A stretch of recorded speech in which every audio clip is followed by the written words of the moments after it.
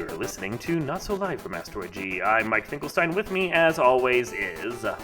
your movie buddy, Ghoul Mike. How you guys doing? And we will admit, we have been fed after midnight. I'm just going to get some chicken out of the fridge. Delicious. We are going to be discussing the Gremlins movies, which it feels like a bigger franchise than it is, because I think both of them have such outsized places in childhood for most of us, at least those of us that grew up in the 80s. But there's only two movies, and they're very different movies. They got definitely different feels for both of them. Well, because the first movie is, for about 2/3 of its runtime, it's very much in the same genre as Critters and Trolls and all that. It's the tiny creatures come to the town and try and kill everyone kind of movie.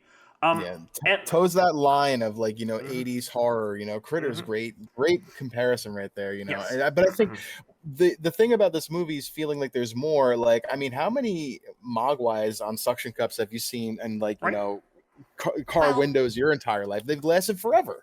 Well, and that's the thing is, the first 2/3 of the movie are scary. It slowly builds its horror and gets you ready, and then people start dying, and there's a lot of there's actually some blood and a lot of gremlin gore and so forth, and they're legitimately scary. And then 2/3 of the way in, all the gremlins that come out, because the gremlins, will multiply when they get wet, so that one gremlin dives into a pool, and then you have just a town full of gremlins. They all go to a movie theater and watch Snow White, and the entire tone of the film changes. There's quite the shift there from scary to slapstick almost in a way, as I guess how you describe it. Yeah, because so the movie was a little comedic in places. The main character, I can't remember his name, and it doesn't matter. Billy. Thank you. Billy. There we go. Billy, not Willie. Billy. Different thing. Billy. Billy. He had he it's Christmas. His dad comes home with the perfect present for him, which is not the perfect present. And it's a mogwai. It's a weird, fuzzy animal-like thing that kind of sings and can talk and is sentient and really shouldn't have been sold as a pet, and this is kind of wrong. Sold by the grandchild of a very sickly old Japanese man in some random thrift store in Chinatown. Definitely screams should not buy. Do not buy. Yeah. But cute. How can not buy? If not friend, why not? Why friend shaped kind of thing? Yeah. So then the dad, who's also a loser inventor, somehow was able to support a family of 3 in a nice house in the suburbs on his shit inventions. That do, a dual-level home, right? Straight up do not work inventions ever. They're always terrible. And that's some of the comedy there. He brings the mogwai home, and then he says the 2 rules are don't feed after midnight and don't get them wet.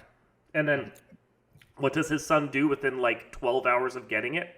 He gets it wet, and then he feeds all but one of them after midnight. The one with a brain, apparently. The one, yeah. Yeah, the one that's actually cute. The additional mogwais that pop out, not so cute, and definitely a little twisted. You can tell. At least give Billy a little bit of credit. It is Corey Feldman that spills the water onto the mogwai. But I mean, at the same time, you can tell that there's a lot of kind of just teen dumbness going on here. The rare movie with only one of the 2 Coreys in it, I will note. Right. This and Goonies, and I'm and at that point, the 2 Coreys started working together, and the evil was palpable on screen and didn't have to be taken up by gremlins. But then Billy is the idiot who's it's close to midnight, but not after midnight. I can feed you guys, dude. Don't. As the second movie points out, what if they have a little something stuck in their teeth and they swallow it afterwards? And really, who's defining midnight on this scale, too? There's so many confusions, and I love this that the second movie points out, but we're getting ahead. I mean, it's they're from a Japanese thrift store or Chinese thrift store. Is it midnight in China, midnight in Kingston Falls, USA, any town, anywhere kind of thing? But clearly, maybe Northeast. It's when does this actually count? Yeah, it doesn't make a whole lot of sense. But the gremlins are scary looking, especially when they start attacking people. They've got their green scaly skin and their fangs and their claws, and they've got that good vibe. These ears that just kind of stick out too. It's creepy. Right? And it's great. You're actually worried about certain characters and that whether or not they might die. And then, Snow White, and then they go to a bar and are goofy, and the terror doesn't really come back again until like the last 5 minutes of the movie. And I'm like, there's a bit of tonal whiplash here. Yeah, they go from, definite like just a feeling of unease through the first 2/3 of the movie to that like start of act 3 where it's like kind of weird funny, back to like throwing you back to like, here's some consequence, I'm being chased with like fucking chainsaw kind of thing. And it's like, they go to a shopping mall or like a little like drugstore thing on the side of the town where the gremlin breaks in, and they're chasing him around there, and he's playing with them and messing with the lights and the speakers and stuff. It's weird. It's very, very weird. And I think like the last act, or the last section of the last act, is pretty good. But you can definitely tell that the studio put this movie out, and then they put out some Mogwai toys, and the Mogwai's toys sold really well because they're very merchandisable. And that was what the studio focused on, not the fact that they were actually kind of a light Christmas horror item. They focused on the merchandising and the kid-friendly aspect. And that was what they wanted for the sequel. They were like, do more of this. Do way more of this. And credit to director Joe Dante, that's exactly what he gave them for the sequel. It's you got a lot of like almost like Spaceballs the flamethrower like feel from the second one kind of thing. Like, we're gonna lean into the merchandising. Oh yes. How can we sell this more? If the first movie is a light kid-friendly horror film, the second one is straight up a Looney Tunes cartoon. It just is. Live action, but cartoon. There's no scares to it really at all. Because the movie is set in a office tower that's a parody of Trump, but not really Trump, because the guy has half a brain, and actually cares about people. And a full soul. Half a brain and a full soul. And a full soul. And then there's a genetics lab in there that just apparently has genetics in beakers, quote unquote. Yeah. So the Gremlins, when they show up, because of course they show up, because inevitably they show up in these films, that's what they're for. When they show up, they start drinking the genetic stuff, and then we get lots of really weird, fucked up Gremlins. And that's the best part of the movie. Its charm, and also its failing, is it has a go for broke attitude and will do anything for a laugh, but it feels very different from the first movie. It does, and it's like they try to maybe throw some scares in there. Like the arachnid gremlin is genuinely pretty scary. With all the tendrils and the 8 legs, it's definitely kind of creepy. But then you got the lightning one that's like kind of scary if you think about it. But then you get the one that's like got fruit all over his face, and then you got the one that like turns into a girl. Yeah, the sex appeal, which I'm really confused by. So I kind of get the genetics of certain things, but there's genetics for lady. Like okay. Estrogen in a beaker. Estrogen in a beaker. Right. I guess it's very confusing. And then smart gremlin. Oh my god. Brain gremlin. Yeah. It's just his like civilization. I mean, he is memeably quotable. I love that. Yeah. Well, we want what you have, civilization. Like it's such a great line. He shoots a guy and he's like, "Now, was that civilized? No. Fun, yes, but not civilized." Oh man, the delivery on his lines. And I mean, credit to them. They knew they had to go over the top. The first one had the Snow White sequence, so they had to find a way to go over the top in the second one. And the musical production number of New York, New York. Yeah. What? I don't even know what to say to that right now, because I was ready to talk about the goofy plan on how to trick the Gremlins, and I forgot about New York, New York right before that. And how could I? It's so dumb. God. It's so. But at the same time, I do love that one of the characters that's deeply afraid of the Gremlins, has been for 2 movies, sees the whole production and he's like, they're not bad. Thank you, Murray. Thank you, Mr. Futterman. Fucking Murray. It's so great. I love all of that. It's like, I told you we should have bought a Zenith.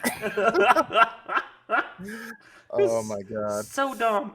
But at the same time, the movie lives on because of just how over the top dumb it is. Like, it's just cute. It's cute. It's funny. It kind of almost feels self-aware in a way without trying to be too serious.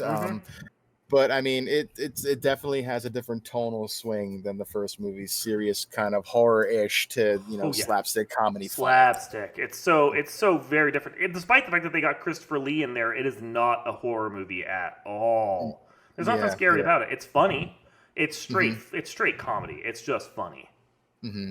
Yeah, no, I like it. But it's also the thing of like one.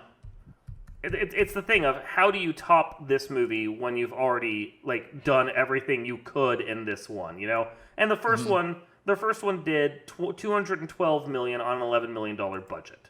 So Right. like a sequel was called for. The sequel had a budget of upwards of 50 million and did 41.5 million. It was not well received, and I mean, don't get me wrong, I love this movie.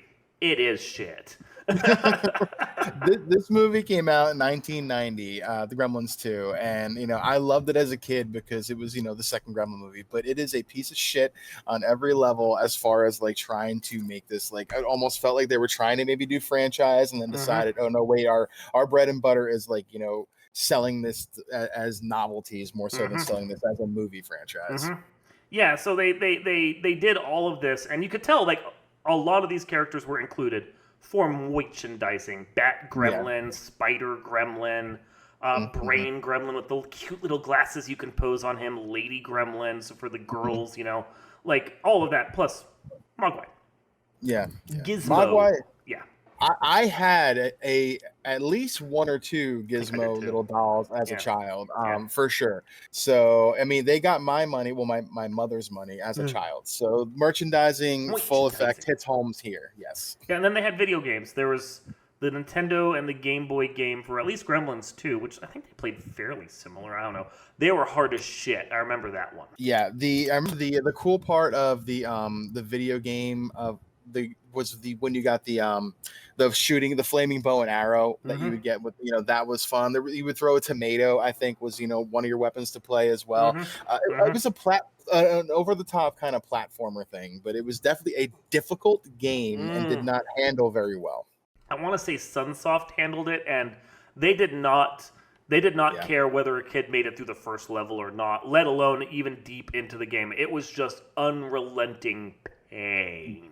Yeah, quite a difficult game for what it was. I remember beating it at some point as a child, but I remember it was not easy. But at least it wasn't a very long game. It had maybe like 5 levels or something like that, but it was not a forgiving game to play. Which is why it was hard, because that was how they padded out their games. We'll give you a half an hour of actual gameplay, but we'll make it so hard it's going to take you a week to get through it. Exactly, yeah.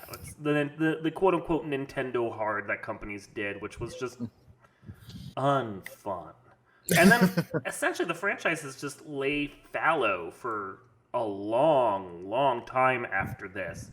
That movie, done in, as you said, 1990, basically killed the franchise until, they were talking about a potential sequel in 2013, 2017, and then finally, like, they just started working on, I think for HBO Max, the Secrets of the Mogwai, which is an animated show for kids, which, they're catering to their wheelhouse, They know who's going to be watching this and who's going to be doing the merchandising.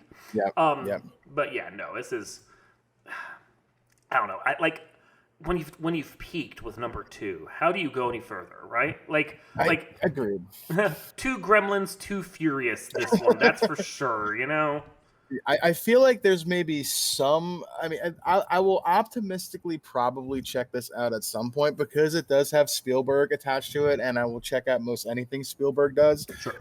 But I do not have the most tremendous of hopes that this will rekindle what I felt as a child. The cartoon. I'll put it that way. Yeah. No, well, you gotta have the original creators. Yeah, maybe. But if you don't have the original creators, if you don't have Joe Dante in here, the director who just made the movies so wild and weird, like how do you just do? You just don't. Let's just be honest.